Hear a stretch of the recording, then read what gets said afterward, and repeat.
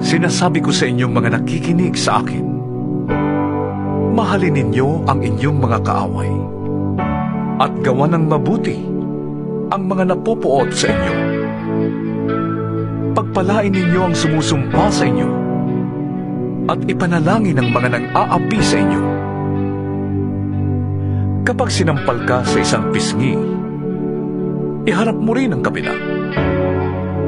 Kapag inagaw ang iyong balabal, huwag mong ipagkait ang iyong barong. Bigyan mo ang bawat naghihingi sa iyo. At kung may kumuha ng iyong ari-arian, huwag mo nang bawiin pa ang mga iyon. Gawin ninyo sa iba ang ibig ninyong gawin nila sa inyo. Kung ang nagmamahal lamang sa inyo ang inyong mamahalin, ano pang gantimpala ang inyong hihintayin? Ang mga makasalanan man ay marunong ding magmahal sa mga nagmamahal sa kanila. Kung ang mga mabuti lamang sa inyo ang inyong gagawa ng mabuti, ano pang gantimpala ang inyong hihintayin?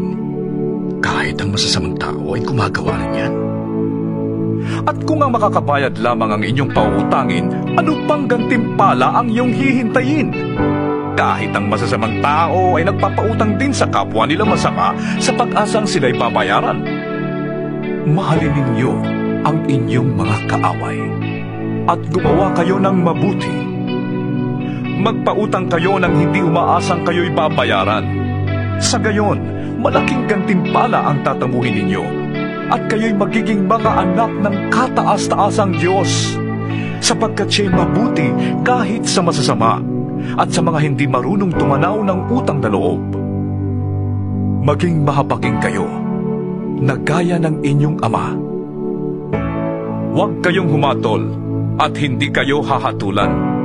Huwag kayong magparusa at hindi kayo parurusahan ng Diyos. Patawarin ninyo ang inyong kapwa at kayo patatawarin din ng Diyos. Magbigay kayo at kayo bibigyan ng Diyos. Hustong takal, siksik, liglig at umaapaw pa ang ibibigay sa inyo.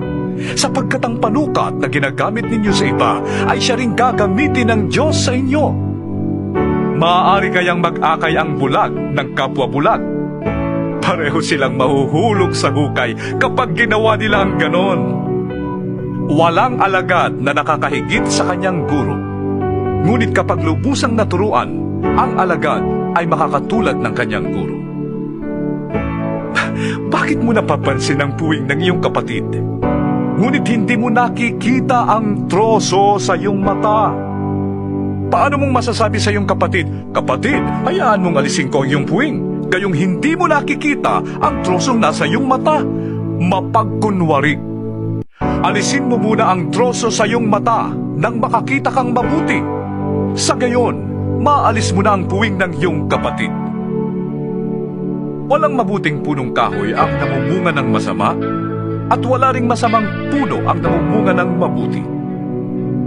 Nakikilala ang bawat puno sa pamamagitan ng kanilang bunga, sapagkat hindi nakakapitas ng igos sa matitinik na halaman o ng ubas sa mga dawag. Ang mabuting tao ay naglalabas ng mabuti mula sa kanyang pusong sagana sa kabutihan, samantalang ang masamang tao naman ay naglalabas ng masama mula sa kanyang pusong tigib ng kasamaan. Sapagkat kung ano ang nag-uumapaw sa puso, ay siyang sinasabi ng labi. Bakit ninyo ko tinatawag ng Panginoon, Panginoon? Gayong hindi naman ninyo tinutupad ang sinasabi ko. Sasabihin ko sa inyo kung ano ang katulad ng taong lumalapit sa akin, nakikinig ng aking mga salita, at nagsasagawa ng mga ito. Ang katulad niya ay isang taong humukay ng malalim at nagtayo ng bahay sa pundasyong bato. Nang bumaha at bumugso ang tubig sa bahay na yon, hindi natinag ang bahay na itinayo, sapagkat matibay ang pagkakatayo nito. Ngunit ang nakikinig naman ng aking mga salita at hindi tumutupad nito ay katulad ng isang taong nagtayo ng bahay ng walang pundasyon. Nang bumaha at bumugso ang tubig sa bahay na yon, ito ay kaagad bumagsak at lubusang nawasak.